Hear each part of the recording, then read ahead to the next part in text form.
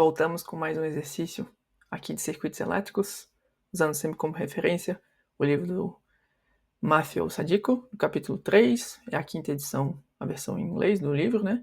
É a versão que eu tenho o PDF para poder tirar as imagens e também o que eu tenho o manual de solução para poder estar trazendo aqui a resposta sempre mais correta possível para vocês.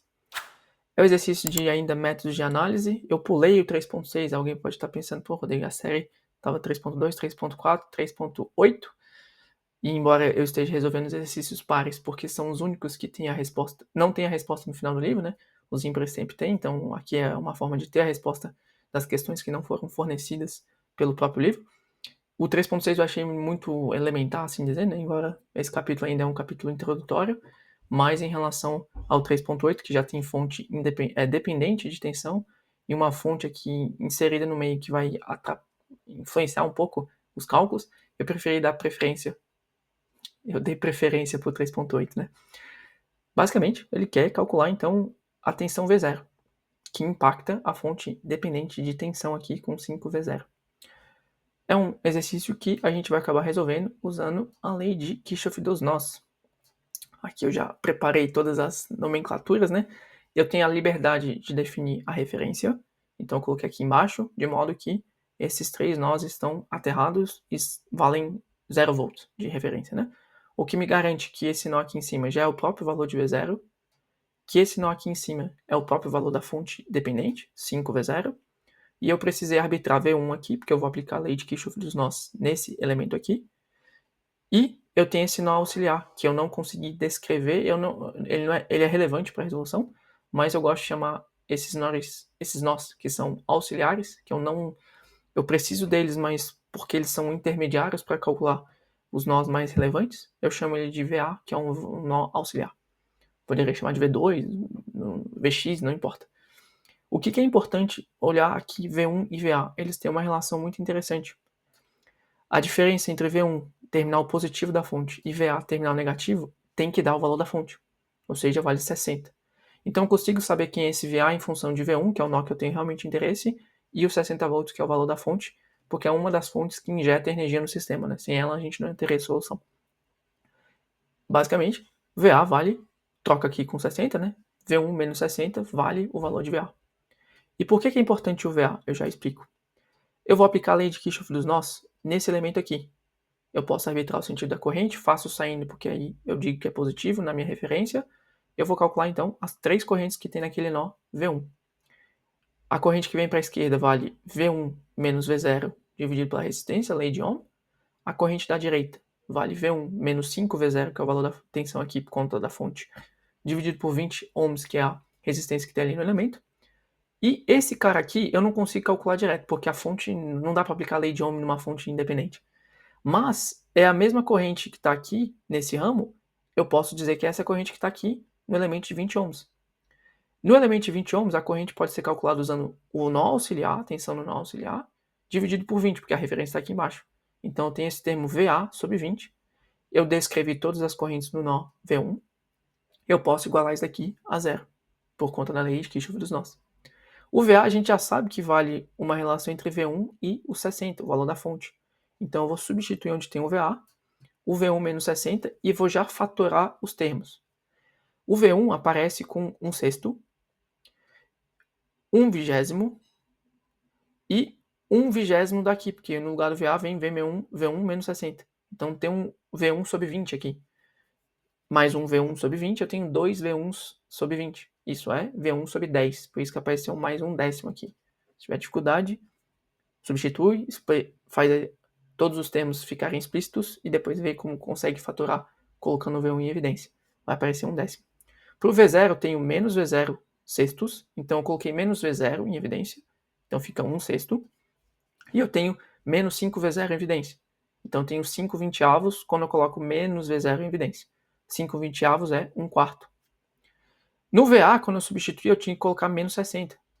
Menos 60 sobre 20 é menos 3. Eu posso trazer para a direita como mais 3, certo? Então tem agora, eu tirei o VA, que era um nó auxiliar, eu teria que tirar ele em algum momento. Eu passei um problema que eu tenho uma equação e duas variáveis. Em particular, eu quero resolver V0. Como que eu encontro mais uma equação para poder resolver esse sistema? eu vou olhar esse ramo aqui à esquerda. Concorda que tem um nó V1 lá em cima, eu tenho um elemento de 6 ohms, e aí eu chego no V0, eu tenho um elemento de 4 ohms e eu chego na referência de tensão, no terra. Então, nesse ramo ali em particular, que eu desenhei diferente aqui, eu só peguei o V1 e joguei para cima, eu posso aplicar um divisor de tensão. E aí o cálculo do V0 em relação ao V1, que é a tensão injetada nesse ramo, vale basicamente o valor dessa resistência aqui de baixo, inferior, 4, dividido pela soma das duas resistências, 10. Então, 4 décimos de V1 é o valor de V0 por conta do divisor de tensão. Tem dificuldade? Soma esses dois elementos, vai dar 10 ohms. Eu tenho V1 sobre 10, eu consigo calcular a corrente que circula nesse elemento, né? Ela vai estar em função de V1. E depois, calculando a corrente, eu consigo calcular essa diferença de potencial, usando a lei de Ohm, e encontrar V0 em função de V1. Eu aqui poderia fazer o seguinte, substituir onde tem V0 essa expressão.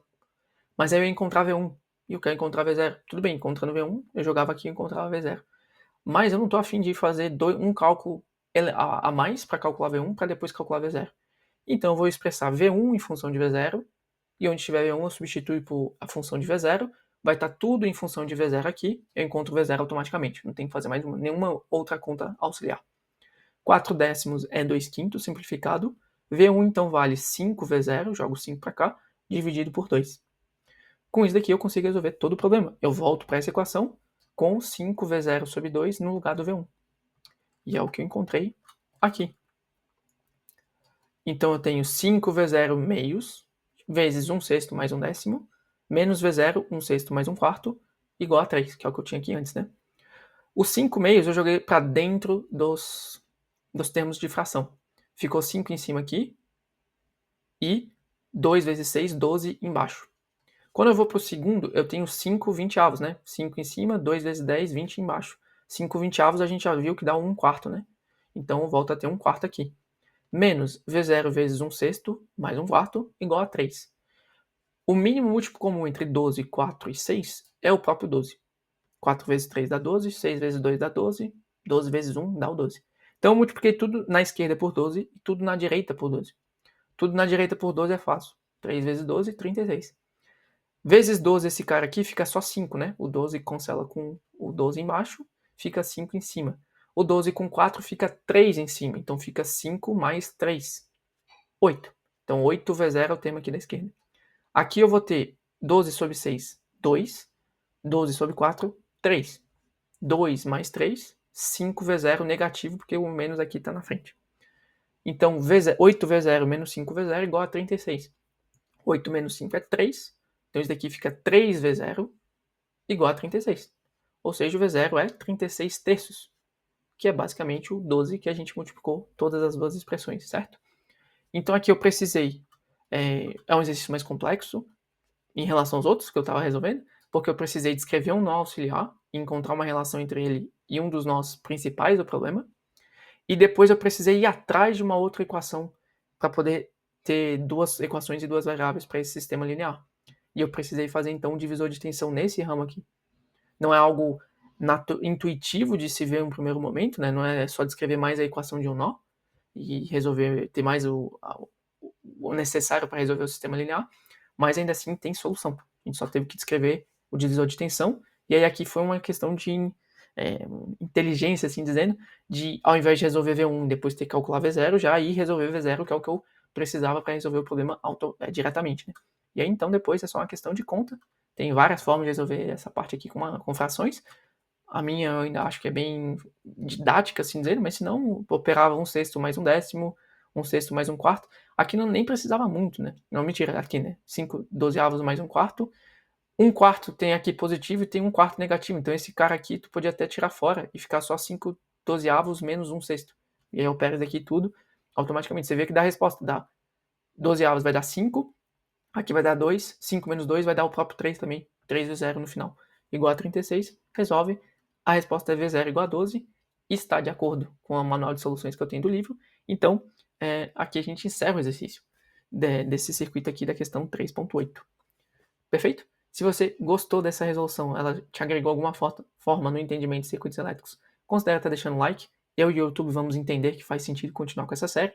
Se você ficou com alguma dúvida em algum passo que, apesar da explicação não ficou ainda tão claro, considere estar deixando um comentário aqui no vídeo e eu vou estar respondendo assim que possível. Para além de engenharia, para além da matemática, para além da física, se você quiser ter um ponto de vista diferente sobre alguns aspectos maiores da vida, além da engenharia, considere então estar vendo o link da descrição em que você pode acessar as minhas cartas na minha newsletter. E aí a gente se encontra em um próximo exercício.